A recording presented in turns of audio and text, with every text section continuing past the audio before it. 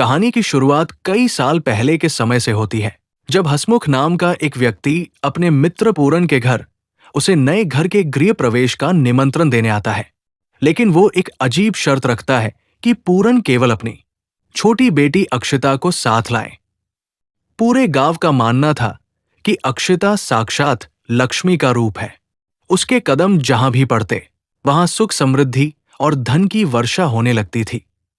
वही पूरन की बड़ी बेटी दक्षिता को लोग अशुभ और दरिद्रता का प्रतीक मानते थे। गांव वालों का विश्वास था कि जहां भी वो जाती वहां बीमारी, अकाल, मौत और दुर्भाग्य उसका पीछा करते थे। इसी वजह से कोई भी उसे अपने घर या किसी शुभ कार्य में बुलाना नहीं चाहता था। जब दक्षिता को यह पता चलता है कि उसे जानबूझकर अपमानित करके समारोह से दूर रखा गया है, तो उसका दिल टूट जाता है। अगले दिन वो बिना बुलाए गृह प्रवेश में पहुंच जाती है। उसे देखते ही पूरे गांव में डर फैल जाता है। लोग उसे मनहूस कहकर अपमानित करने लगते हैं और वहां से भगाने की कोशिश करते हैं। अपमान और गुस्से से भरी दक्षिता जोर जोर से चीखने लगती है। उसकी चीख इतनी भयानक होती है कि कई लोगों के मुंह से खून निकलने लगता है। इसके कुछ समय बाद वही लड़की एक पीपल के पेड़ पर फांसी से लटकी हुई मिलती है। किसी को नहीं पता कि उसने आत्महत्या की थी या उसकी हत्या कर दी गई थी। यही रहस्य आगे चलकर पूरी कहानी की नींव बनता है। इसके बाद कहानी कलयुग और असुर कली की उत्पत्ति का रहस्य बताती है। समुद्र मंथन के समय जब भगवान शिव ने हलाहल विष पिया था, तब उसकी कुछ बूंदें धरती पर गिर गई थी। उन्हीं बूंदों से कली नामक असुर का जन्म हुआ। राजा परीक्षित ने उसे श्राप दिया था कि वो हमेशा मनुष्यों के मन में ही निवास करेगा। जिस व्यक्ति के अंदर लालच, अहंकार, ईर्ष्या, क्रोध और स्वार्थ होगा, वहां कली का प्रभाव बढ़ेगा। जहां कली का वास होता है, वहां लक्ष्मी का अपमान होता है और उसके बाद दरिद्रता की देवी अलक्ष्मी का प्रवेश हो जाता है। कहानी वर्तमान में पहुंचती है, जहां सिद्धपुर राज्य के राजा अवध देश को बार बार एक डरावना सपना आता है। वो उसी पीपल के पेड़ को देखते हैं जहां दक्षिता की मृत्यु हुई थी। पेड़ से एक कटा हुआ सिर गिरता है और कुत्ते उसे लेकर भाग जाते हैं। इस भयानक सपने से राजा हमेशा परेशान रहते हैं। राजा के दो बेटे थे। बड़ा बेटा प्रवेंद्र शांत, धार्मिक और ईश्वर में विश्वास रखने वाला था। वो पूजा पाठ और साधना में समय बिताता था। वहीं छोटा बेटा यातु बिल्कुल विपरीत स्वभाव का था। उसे धन, ताकत और लड़ाई झगड़े का शौक था। उसने अपनी पसंद की लड़की रुक्मणी से विवाह किया था, जो उस समय गर्भवती थी। राजा अपनी सारी संपत्ति और धन प्रजा की भलाई में खर्च करते थे, लेकिन यातु को यह बिल्कुल पसंद नहीं था। वो चाहता था कि राजकोष का धन केवल राजपरिवार के लिए इस्तेमाल हो। इसी दौरान राज्य में भयंकर अकाल पड़ जाता है। खेतों में फसल उगना बंद हो जाती है। राजा अपनी प्रजा को राजकोष से अनाज देकर मदद करते हैं, लेकिन गांव के बुजुर्ग कहते हैं कि ये केवल अस्थायी समाधान है। उन्हें इस श्राप का स्थायी इलाज ढूंढना होगा। इसी बीच एक ग्रामीण अपनी बीमार मां को बचाने की गुहार लगाता है। राजा प्रवेंद्र को उसे शहर के अस्पताल ले जाने का आदेश देते हैं और चेतावनी देते हैं कि वो पीपल के पेड़ वाले रास्ते से बिल्कुल न जाए, क्योंकि वहां तबई नाम की भयानक आत्मा रहती है। लेकिन तेज बारिश के कारण बाकी रास्ते बंद हो जाते हैं और प्रवेंद्र को उसी रास्ते से जाना पड़ता है। वहां पहुंचते ही कार कीचड़ में फंस जाती है और तभी तबई उस बीमार महिला की जान ले लेती है। राजा इस समस्या का समाधान खोजने के लिए पंडित के पास जाते हैं। पंडित बताते हैं कि ये सब उनके पूर्वजों के पापों का परिणाम है।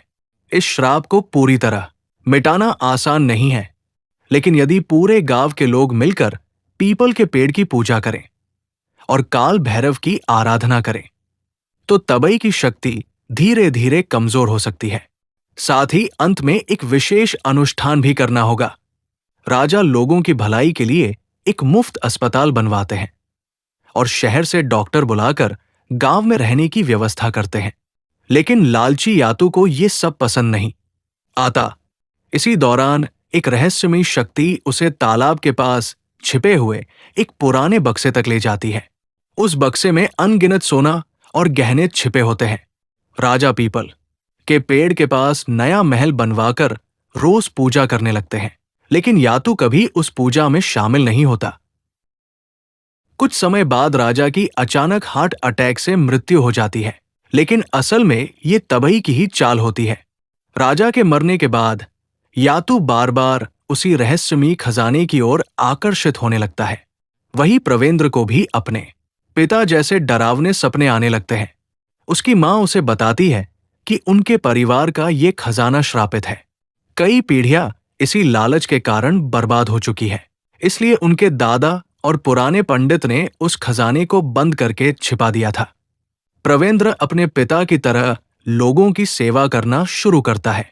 वो गांव वालों में मुफ्त राशन बांटता है और अस्पताल फिर से गरीबों के लिए खोलना चाहता है, लेकिन यातू इसके विरोध में अस्पताल से मरीजों को निकाल देता है और इलाज के बदले पैसे मांगने लगता है।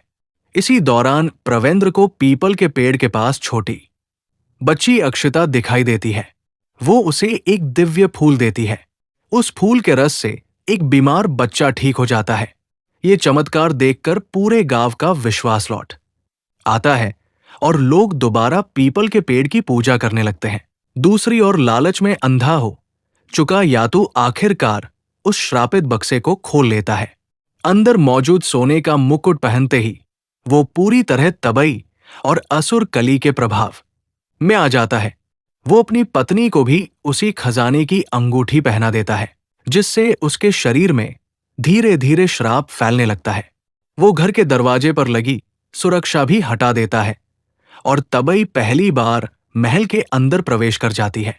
उसके प्रवेश करते ही परिवार में झगड़े, ईर्ष्या और विनाश शुरू हो जाता है। यातू पूरी तरह हिंसक बन जाता है।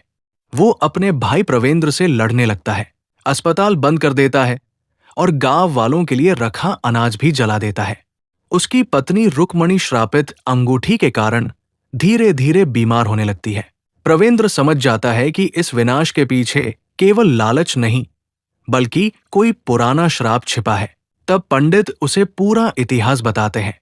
कई साल पहले उनके पूर्वज वीर नारायण सिंह एक अत्याचारी राजा थे। उन्होंने गरीबों की जमीन छीन ली, महिलाओं पर अत्याचार किए और काल भैरव मंदिर में चढ़ाए गए सोने चांदी तक को लूट लिया। उसी समय दक्षिता और उसकी बहन अक्षिता का जन्म हुआ था।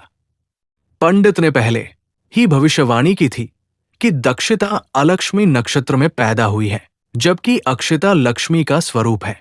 अक्षिता के जन्म के बाद उनके परिवार की गरीबी खत्म हो गई और उन्हें एक खजाना मिला, लेकिन लालची राजा वीर नारायण सिंह ने वो खजाना छीन लिया। उनके माता पिता को जिंदा जला दिया और छोटी अक्षिता को जमीन में दफना दिया। जब दक्षिता ने इसका विरोध किया तो उसे भी पीपल के पेड़ पर फांसी देकर मार डाला गया। उसी अन्याय और पीड़ा से उसकी आत्मा तबई बन गई और उसने पूरे राजवंश को श्राप दे दिया। वर्तमान में यातू पूरी तरह असुर कली का माध्यम बन चुका था। वो पीपल के पवित्र पेड़ को भी काट देता है। उसी समय उसकी पत्नी एक भयानक और शैतानी बच्चे को जन्म देती है। बच्चे के जन्म लेते ही पूरे गांव में एक रहस्यमयी महामारी फैल जाती है और डॉक्टर भी उसका इलाज नहीं खोज पाते। इसी दौरान प्रवेंद्र अपनी मां को भी खो देता है। अब पंडित अंतिम उपाय बताते हैं। वर्षों पहले दक्षिता की मां ने महाकाल से वचन लिया था कि परिवार में किसी की मृत्यु होने पर उसकी भस्म से महाकाल का अभिषेक करेगी, लेकिन वो इच्छा अधूरी रह गई थी। उसी अधूरे वचन को पूरा करके ही तबई को मुक्ति मिल सकती थी। प्रवेंद्र अक्षिता के अवशेषों को लेकर श्मशान पहुंचता है और उनका अंतिम संस्कार करता है। फिर उनकी भस्म से महाकाल का अभिषेक करने की तैयारी करता है। उसी समय यातू वहां पहुंच जाता है और उसे रोकने की कोशिश करता है। दोनों भाइयों के बीच भयंकर संघर्ष होता है। आखिरकार प्रवेंद्र सभी बाधाओं को पार करके महाकाल का भस्म अभिषेक पूरा कर देता है। उसी क्षण तबई की आत्मा को वर्षों पुराने श्राप से मुक्ति मिल जाती है। असुर कली का प्रभाव भी कमजोर पड़ जाता है। तभी स्वयं भगवान महादेव प्रकट होते हैं और अपने दिव्य स्वरूप से यातु का अंत कर देते हैं। लेकिन कहानी यही समाप्त नहीं होती। अंतिम दृश्य में तबई उसी शैतानी बच्चे को अपनी गोद में लिए दिखाई देती है। इससे संकेत मिलता है कि बुराई पूरी तरह समाप्त नहीं हुई है और भविष्य में ये अंधकार फिर लौट सकता है। इसी रहस्यमयी अंत के साथ फिल्म खत्म होती है और ये संदेश देती है कि लालच, अन्याय और अधर्म अंततः पूरे वंश के विनाश का कारण बनते हैं, जबकि सत्य, त्याग और ईश्वर में विश्वास ही सबसे बड़ी शक्ति है।